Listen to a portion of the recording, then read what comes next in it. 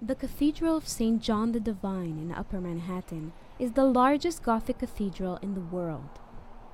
Despite its beauty and monumental significance, more than 100 years after breaking ground, this ambitious building is still not complete. Jonathan Corzine is the communications director for the cathedral. He says that the building encountered problems right from its very beginning in the late 1800s. The decision was made to build the cathedral without using a steel infrastructure, using technology that had been used in building cathedrals since the 1300s. And that turned out to be a pretty fateful decision, and is one of the reasons why construction has not been completed on the cathedral. Brick by brick, the cathedral was begun in 1892 in a Romanesque Byzantine style. But it wasn't just the architect's choice of inefficient medieval construction techniques that caused problems.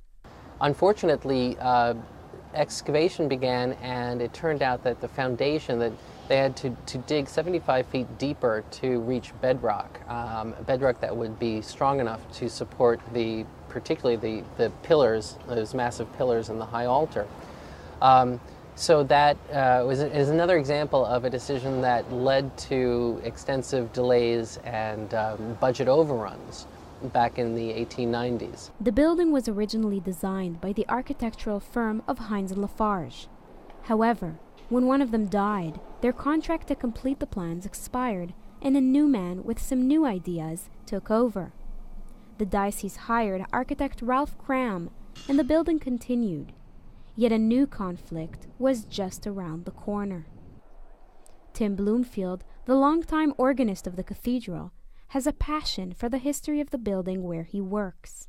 In 1892, there was a chapel down in the crypt that was made by Tiffany, and it was a chapel that he designed in Romanesque design, and it was multi-jeweled and multifaceted. It was absolutely breathtaking.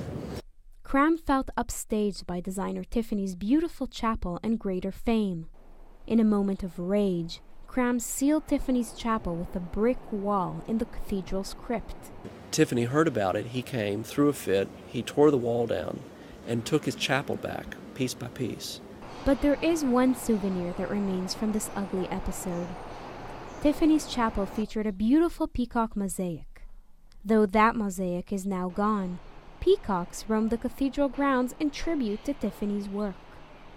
Corzine says that thankfully they tend not to leave the property. I think the traffic on Amsterdam Avenue pushes them back in, but there are those occasions when they get brave and wander around, and we'll frequently get a call from some of the local shop owners or neighbors saying you have to come and get your wayward peacock. Cram and Tiffany's feud was just a small battle, but a real war was on its way. With the rest of the construction slated to be finished by the 1950s, the nave opened on November 30th, 1941. And then Pearl Harbor was bombed a week later, and we entered the war, and everything stopped. So all of a sudden the cathedral entered this period of architectural rest, I would say, because everything just ground to a halt. So really what you're seeing in the cathedral today is a time capsule of sorts. There is evidence all over the cathedral that work stopped abruptly, and it remains unfinished to this day. Since the war, neither the will nor the funds exist to complete two towers and both transepts. Today, there is construction on site, but to repair damages from a massive 2001 fire. In addition, developers are building an apartment complex on the church grounds, bringing in much-needed revenue. There is a certain lack of understanding from some members of the community who oppose the building because they think that the diocese or the cathedral is being greedy, but that is not the case because the diocese and cathedral don't have a lot of money.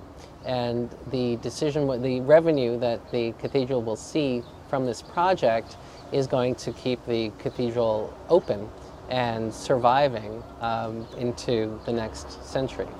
But those funds won't be enough to complete the cathedral building. Rather, they're needed just so the church can continue to operate.